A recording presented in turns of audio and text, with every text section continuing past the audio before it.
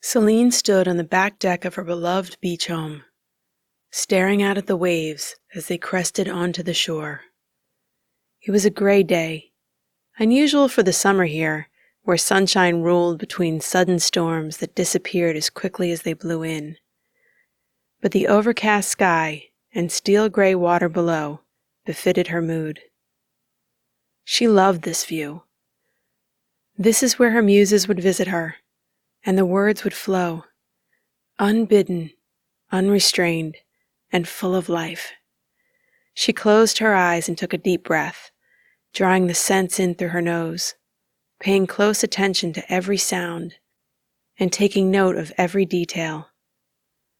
A lone seagull crying above her, an excited dog barking in the distance, the sound of water slipping across wet sand, picking up and dropping off treasures like a child rearranging her toys, never happy with their placement on nature's playground. They all spoke to her. But it was the tide itself that spoke to her the most. The rhythm of the tide was as familiar to her as her own heartbeat. Whether it rolled evenly over the sand in a sibilant whisper that rocked the world to sleep, or pounded violently with watery fists against that same sandy shore in a tantrum befitting a titan, she always listened to the messages the sea sent her. She rarely made the trip down to the beach anymore, but the sea didn't seem to mind.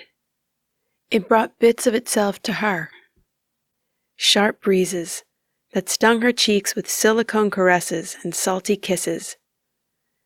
As if in answer to her thoughts, the wind picked up, setting off the wind chimes hung in a haphazard line above her head.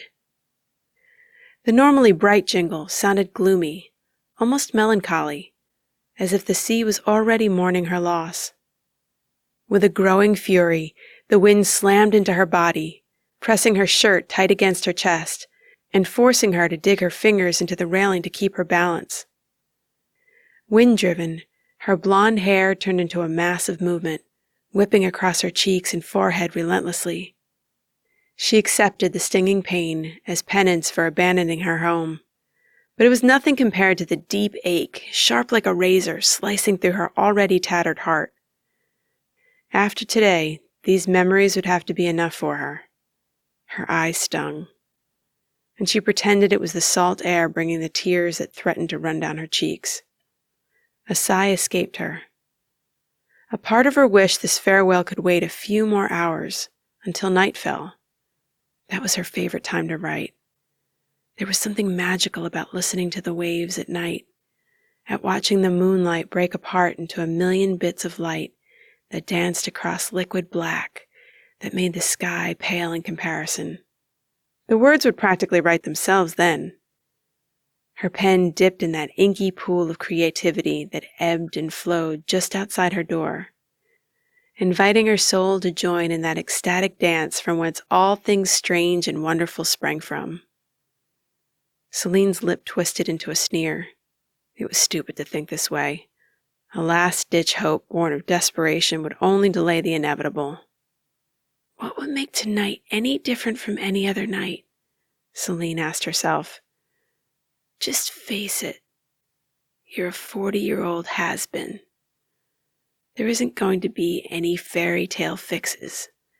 No sudden waving of a magic wand, and you're good as new. She had to face reality, as ugly as it was.